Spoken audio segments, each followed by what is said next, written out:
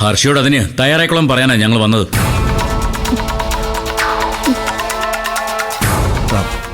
സത്യ, അനുപമേ, ദയവ് ചെയ്ത് നിങ്ങൾ പോലീസിൽ പരാതി കൊടുക്കരുത്.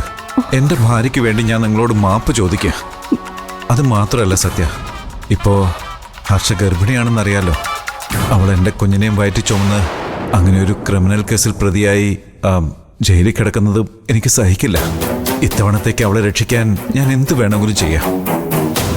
മാത്രമല്ല സത്യ, വേണമെങ്കിൽ ഹർഷ ചെയ്ത കുറ്റം ഞാൻ ഏറ്റെടുത്ത് ഞാൻ അവൾക്ക് പകരം ജയിലിൽ പൊയ്ക്കോളാം.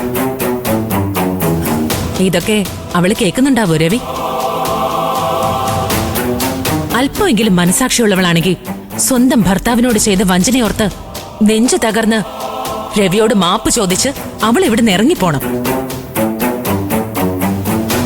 അതിന് മനസാക്ഷി നല്ല എടുത്തി വേണ്ടത്. കുറച്ചെങ്കിലും ഉളുപ്പ്. നിന്റെ ഭാര്യയ്ക്ക് മാത്രമല്ല, എന്റെ അമ്മയ്ക്കും അതില്ല. പക്ഷെ അമ്മയുടെ മക്കൾക്ക് അഭിമാനം ഒരു പ്രശ്നം തന്നെയാ. അതുകൊണ്ട് ഇന്ദിരേട്ടൻ അനന്തമാഷിന്റെ കാല് പിടിച്ചും അമ്മ ഈ കേസിൽ നിന്ന് രക്ഷിക്കാനുള്ള ശ്രമത്തിലാ. പക്ഷെ അമ്മ ഇതുവരെ അതിന് തയ്യാറായിട്ടില്ല. അതുകൊണ്ട് ഹർഷ അമ്മയോട് സംസാരിച്ച് രണ്ടുപേരും കൂടെ പോയി മാഷിന്റെ കാല് പിടിച്ച് മാപ്പ് പറയണം.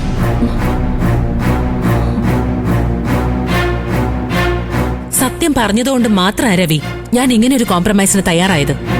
ഇല്ലെങ്കിൽ എന്റെ ലൈഫ് തകർത്തവര് ഈ കേസിൽ ഞാൻ എണ്ണിക്കുമായിരുന്നു. രവിക്ക് ഹർഷ ഞങ്ങളുടെ മുന്നിൽ കൊണ്ടുവരാൻ മടിയുണ്ടെങ്കിൽ വേണ്ട. പക്ഷേ തീരുമാനം ഇന്ന് തന്നെ അറിയണം. ബാക്കിയുള്ളവരുടെയൊക്കെ നിർബന്ധത്തിന് വഴങ്ങി അച്ഛൻ വേറെ വല്ല തീരുമാനം എടുത്താ എനിക്ക് പിന്നെ ഒന്നും ചെയ്യാനാവില്ല.